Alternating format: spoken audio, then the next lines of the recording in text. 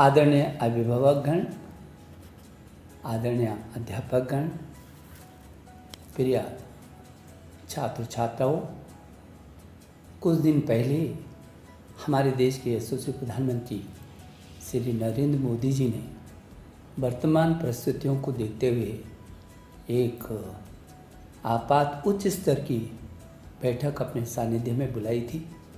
और उस उच्च स्तरीय बैठक में जिसमें तमाम हमारे कैबिनेट के सहयोगी सहित सभी अधिकारी वर्ग, शिक्षा विभाग और विभिन्न दिशाओं से जुड़े सभी लोग उपस्थित थे।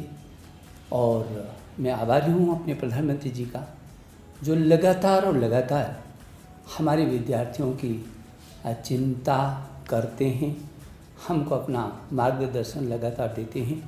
उन्हीं के निर्देश पर एक बहुत ही उच्च स्तरीय बैठक आज हमारे देश के यशस्वी रक्षा मंत्री श्री राजनाथ सिंह जी की अध्यक्षता में हुई, और जिसमें मेरे साथ केंद्र के दो सहयोगी कैबिनेट मंत्री स्मृति ईरानी जी और श्री प्रकाश जावड़ेकर जी सहित मेरे सहयोगी मंत्री संजय धोत्रे जी भी थे। और देश के कई राज्यों के मुख्यमंत्री, कई राज्यों के उप मुख्यमंत्री और सभी राज्यों के शिक्षा मंत्रीगण और दुनिया की सबसे बड़ी शिक्षा प्रणाली तंत्र के सभी सचिव और अधिकारी वर्ग पूरे देश के आज एकजुट थे अपनी छात्रों के सुरक्षा और भविष्य को लेकर।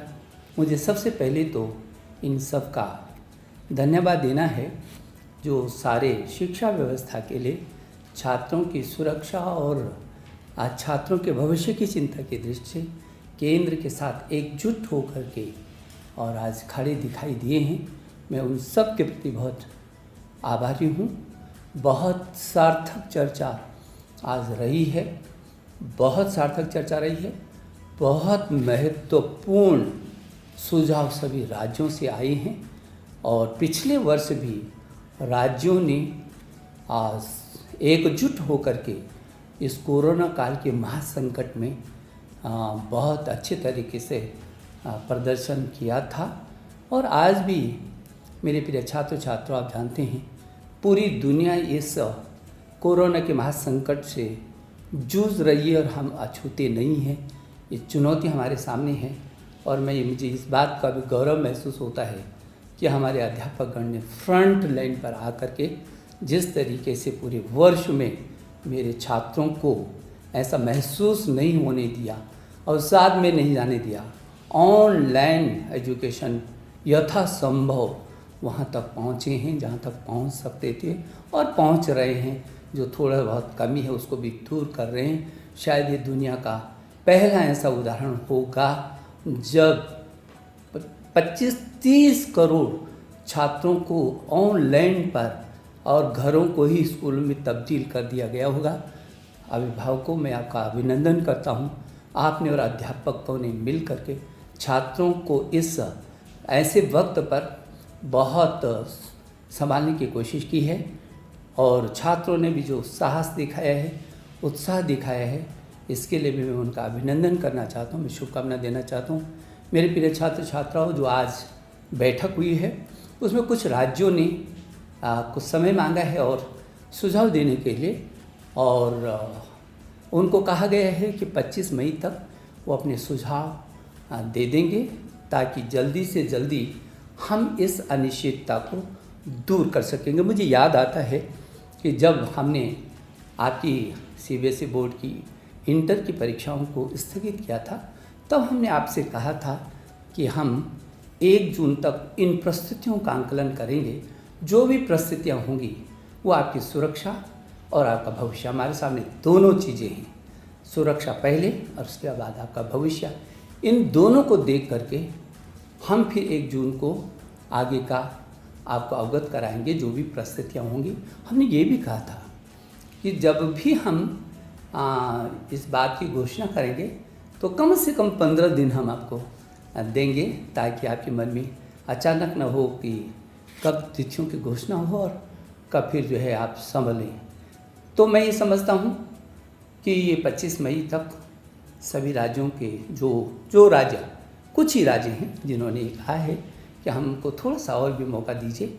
हालांकि उनका भी सकारात्मक रूप था, लेकिन और क्या क्या सुझाव हो सकते हैं उनके लिए, वो 25 मई तक उन राज्यों के सुझाव भी आ जाएंगे।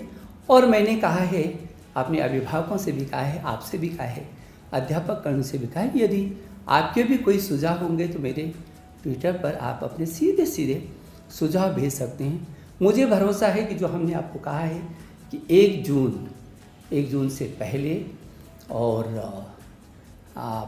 25 मई के बाद हमारी कोशिश होगी कि हम आपको अवगत करा सकें।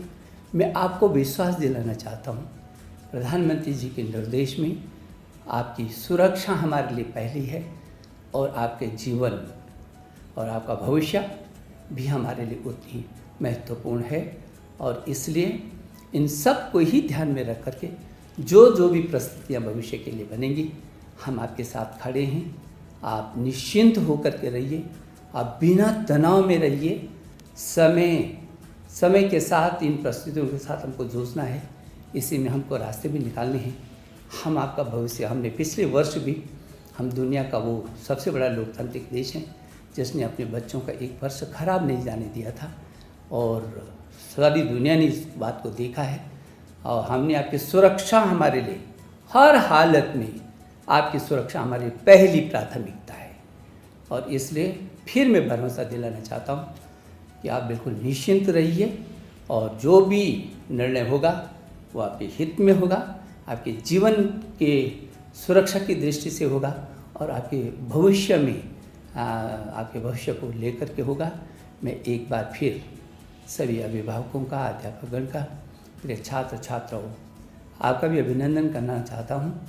और आज मैं विशेष करके अपने देश के रक्षा मंत्री जी, जो केंद्र में कई बार विभिन्न मंत्रालयों का जिन्होंने जिम्मेदारी संभाली है, और जो उत्तर प्रदेश में याद आता है क्योंकि मैं उत्तर प्रदेश में भी मंत्री रहा हूँ, वो ऐसे ऐतिहासिक शिक्षा मंत्री भी रहे, मुख्यमंत्री तो थे ही। आज उनके सानिध्य में पूरे देश का शिक्षा तंत्र ने बहुत देर तक विचार विमर्श किया है, बहुत ही सार्थक। पूरा देश के शिक्षा, सभी राज्य एकजुट है। मुझे इस बात को लेकर के प्रसन्नता होती है, और मैं वो सभी राज्यों को धन्यवाद भी देना चाहता हूँ। और मेरे जो सहयोगी मंत्री आदरणीय जावड़ेकर जी और आदरणीय स्मृति ईरानी जी को भी मैं हृदय की गहराई से धन्यवाद देना चाहता हूँ। मैं एक बार आपको शुभकामना देता हूँ। बहुत बहुत धन्यवाद।